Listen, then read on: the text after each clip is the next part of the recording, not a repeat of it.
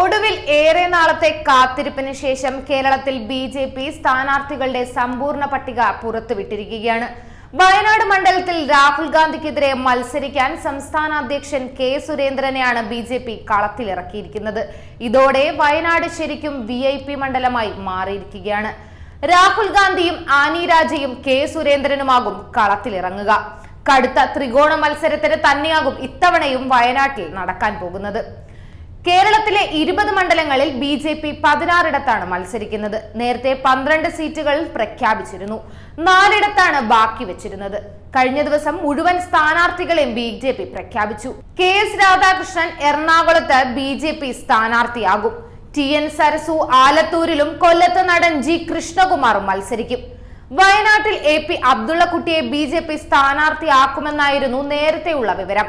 എന്നാൽ കെ സുരേന്ദ്രൻ എത്തുന്നതോടെ രാഹുൽ ഗാന്ധിക്കെതിരായ നീക്കത്തിൽ ബി.ജെ.പി. ഒട്ടും പിന്നിലല്ല എന്ന സൂചന തന്നെയാണ് നൽകുന്നത്. കെ സുരേന്ദ്രൻ ഇത്തവണ ലോക്സഭാ തെരഞ്ഞെടുപ്പിൽ മത്സരിക്കില്ല എന്നായിരുന്നു ഇതുവരെയുള്ള വാർത്തകൾ.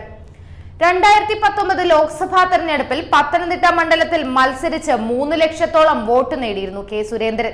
ശബരിമല വിഷയം പ്രചരണ ആയുധമാക്കിയായിരുന്നു അന്ന് ബി.ജെ.പി. പ്രചരണത്തിനിറങ്ങിയത്. എന്നാൽ ബി.ജെ.പിക്ക് തീരെ വോട്ട് കുറവുള്ള മണ്ഡലമാണ് വയനാട്. ഇവിടെ രാഹുൽ ഗാന്ധി ജയിക്കുമെന്ന് ഉറച്ചിരിക്കുകയാണ് കോൺഗ്രസ്. എന്നാൽ സുരേന്ദ്രൻ എതിർ സ്ഥാനാർത്ഥിയായി വരുന്നതോടെ രാഹുലിന് കടുത്ത മത്സരമാകും വയനാട്ടിൽ ഉണ്ടാകുക. ഈസി വിജയം ഉറപ്പിച്ചിരുന്ന കോൺഗ്രസിന് മുന്നിൽ മത്സരിച്ച് കരുത്ത് കാട്ടാനാണ് ബി.ജെ.പിയുടെ തീരുമാനം. ആലത്തൂരിൽ TN സരസു ആണ് ബി.ജെ.പി. സ്ഥാനാർത്ഥി എന്നതും എടുത്തു പറയണം. പാലക്കാട് വിക്ടോറിയ കോളേജ് മുൻ പ്രിൻസിപ്പളായ ഇവർക്കെതിരെ SFI നടത്തിയ സമരം മാധ്യമങ്ങളിൽ നിറഞ്ഞു നിന്നിരുന്നു.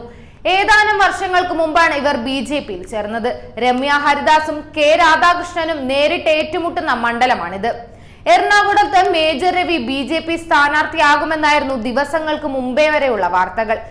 ആദ്യം മടിച്ചു നിന്ന മേജർ രവി പാർട്ടി ആവശ്യപ്പെട്ട മത്സരിക്കുമെന്ന നിലപാടിലേക്ക് എത്തിയിരുന്നു.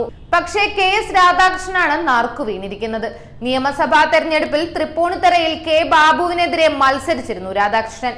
കൊല്ലം മണ്ഡലത്തിൽ കുമ്മനം രാജശേഖരൻ ബി.ജെ.പി. സ്ഥാനാർത്ഥിയായി എത്തുമെന്നായിരുന്നു നേരത്തെയുള്ള വിവരം. G. കൃഷ്ണകുമാറിനെ ഇറക്കുന്നതിലൂടെ മത്സരം കടുപ്പിക്കുമെന്ന സൂചനയാണ് പാർട്ടി നൽകുന്നത്. എന്നാൽ NK പ്രേമചന്ദ്രനും നടൻ മുകേഷും തമ്മിലാകും കൊല്ലത്ത് പ്രധാനമായും മത്സരം നടക്കുക. 5ാം പട്ടികയിൽ ബി.ജെ.പി. 111 സ്ഥാനാർത്ഥികളെയാണ് പ്രഖ്യാപിച്ചിരിക്കുന്നത്. ഇതോടെ ബി.ജെ.പിയുടെ സമ്പൂർണ്ണ സ്ഥാനാർത്ഥി പട്ടികയാണ് പുറത്തു വന്നിരിക്കുന്നത്. കൂടുതൽ വാർത്തകൾ അറിയുവാനായി ഈ ചാനൽ സബ്സ്ക്രൈബ് ചെയ്ത് ഫോളോ ചെയ്യുക.